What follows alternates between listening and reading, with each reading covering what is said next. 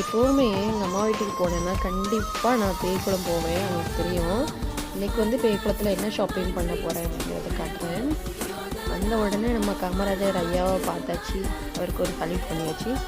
அதுக்கப்புறம் கடைக்கு போய் நாங்கள் வந்து வீட்டுக்கு தேவையான திங்ஸ் கொஞ்சம் வாங்கினோம். அப்புறம் ஃபேன்சி ஐட்டம் நிறைய இருந்துச்சு, அதையும் கொஞ்சம் பார்த்து வாங்கிக்கியாச்சு. சரி நம்ம ஊருக்கு கிளம்பலாம் அப்படின்னு சொல்லிட்டு நான் எங்கள் அம்மா வீட்டிலேருந்து என் வீட்டுக்கு கிளம்பி வந்தாச்சு. பார்த்துக்கங்க மக்களே, எங்கள் அம்மா வீட்டுக்கு வரும்போது ஒன்றும் இல்லாமல் அந்த மாதிரி வரும், போகும்போது எத்தனை பேக் பறக்கிட்டு போகிற பற்றில. சரி நம்ம வீட்டுக்கு வந்ததுக்கப்புறம் எல்லாத்தையும் எடுத்து காமிக்கலாம் அப்படின்னு சொல்லிட்டு எடுத்து வந்து காட்டுறேன் பாருங்கள். இதில் இருக்க எந்த ஒரு திங்ஸுமே எனக்குன்னு நான் அதிகமாக வாங்கினதுக்குல. சின்ன பிள்ளைலலாம் அம்மா கிட்ட சொல்லி சண்டை போட்டுனாலும் அதை வாங்கிட்டாங்க இதை வாங்கிட்டாங்கன்னு கேட்போம்.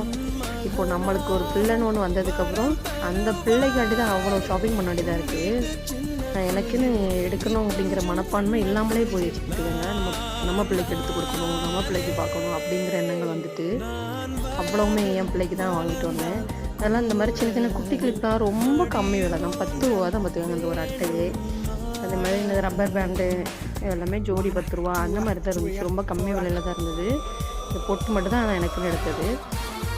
அப்புறம் மக்களை வீடியோ பிடிச்சிருந்தா லைக் அண்ட் ஷேர், சப்ஸ்கிரைப் பண்ணுங்கள். டாட்டா பாய். நெக்ஸ்ட் வீடியோவில் பார்க்கலாமா? பாய்.